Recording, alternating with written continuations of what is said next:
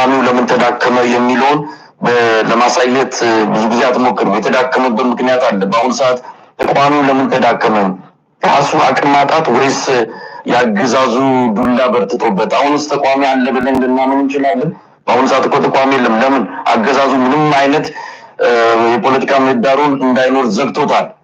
ስለዚህ አቅም ባሳጣቸው መንግስት ምክንያት መስራት ያልቻሉ ተቋሚዎች ላይ አሁን ከእንደገና አንተም መልሰ መላልሰ እነሱ ላይ ዱላ ማሳረፍ ምን ውጤት ያመጣል? ባይሆን የእነሱ ድክመት የቱ ጋር ነው ብሎ ውስጥ ለውስጥ መስራቱና እንደው ጠንክረው እንዲወጡ ማድረግ ነው ወይስ በፊት ለፊት የደከመ ላይ መልሶ ዱላው ማሳረፍ ነው የሚያወጣው? እንደ ውስጥ አምናለሁ ደካሞች ናቸው በሚለው በአንተ ነገር ግን ያንን ደካማ የሆነውን ጎራ ማጠናከር የሚቻለው እንደው ጫፍና ጫፍ ይዘን በመተቸትና እንደው ድክመትን ብቻ በማሳየት ነው ወይስ የተለየ ስትራቴጂ ተጠቅመ ያንን ተቋሚ ጎራ ማጠናከሩ ይሻላል? በዚህ ላይ ያለን አስተያየት ብትሰጠኝ።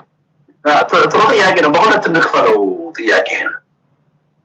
አንደኛው ከሁለተኛው ልነሳና አሁን ተቃዋሚ ጎራ በቀላሉ ራሱን የመገምገም ባህል ቢኖረው ድክመቱን ወደ ውስጥ የማየት ባህል ቢኖረው አደባባይ ይሄን ጉዳይ ይዞ መውጣት ምንም ጥቅም የለው፣ አስፈላጊም ማለት ነው። መሳይ እኔ የማዕህድ አባል ሆኜ የዛሬ 31 ዓመት ትግል ከጀመርኩበት ጊዜ ጀምሮ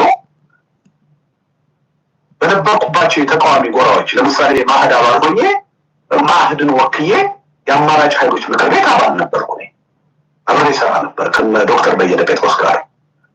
ሀገሪቱ ውስጥ ያሉ 33 ድርጅቶች በዛ በአማራጭ ኃይሎች የታቀፉ ነበሩ።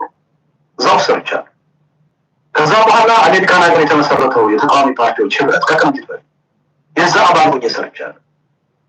ከዛ በኋላ የአራቱ ድርጅቶች ጥምረት ሆነ የተፈጠረው ቅንጅት ውስጥ እዛ ውስጥ ሰርቻለሁ። እንግዲህ በተናጠል ካለው ከማዕህድና ከኢዴፓ ጋር ከመስራት በተጨማሪ ማለት በእነዚህ ሁሉ ሂደቶች ተቃዋሚው የውስጥ ችግሩን በራሱ የውስጥ ትግል መፍታት እንዲችል ከፍተኛ ዋጋ ከፍለናል፣ ጥረት አድርገናል።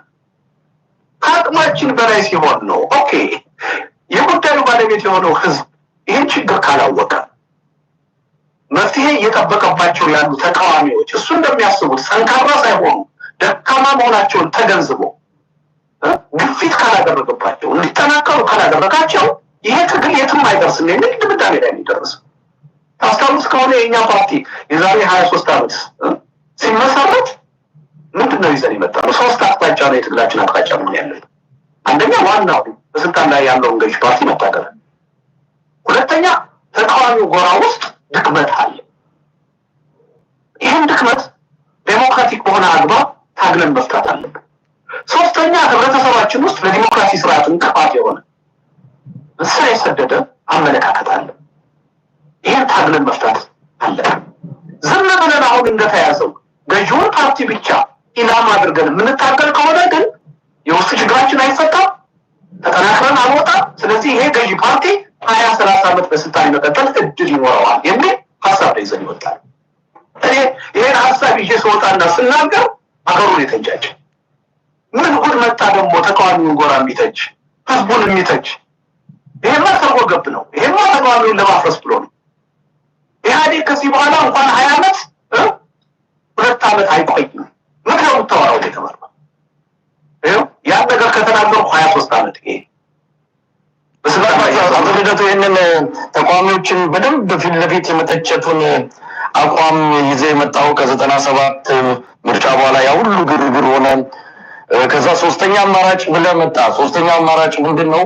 ተቃዋሚዎችንም መንግስትንም መተቸት መሀል ላይ ሆኖ ሁለቱንም ጎራ ስህተቶችን የመንቀስ እንደነበረ አስታውሳለሁ። በትክክል በደንብ ጎልቶ የወጣውን ነው የምነግርህ። በደንብ መስመር ለይተህ ሶስተኛው አማራጭ ብለህ የመጣበትም ያም አይደለም ከቅንጅት ሰዎች ጋር በነበረው ቅሬታ እንጂ ልደቱ አምኖበት አይደለም የሚል ነገር ይነሳል።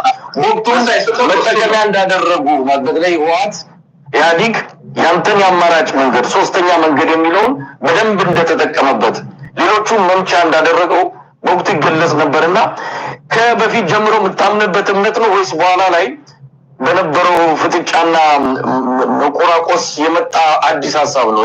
ተቃዋሚዎችን በደንብ አድርጎ የመምታትና የመተቸት የመምታት አትበለው መሳይ የተሳሳተ አባባል ነው። ትክክል አይደለም። ተቃዋሚዎችን ምንተቸው እንዲጠናከሩ እንዲጎለብቱ ነው። ለነሱ ጥሩ አስተሳሰብ ስላለን ነው እንጂ እነሱን ለመጉዳት አይደለም። በሱ መልኩ ባትገልጸው ጥሩ ነው። የተሳሳተ ነው ማለት ነው። ሁለተኛ አሁንም የኢንፎርሜሽን ክፍተት ስላለብን ነው። ያንተ ብቻ አይደለም፣ ብዙ ሰዎች ያ ክፍተት አለባቸው። ከቅንጅት በኋላ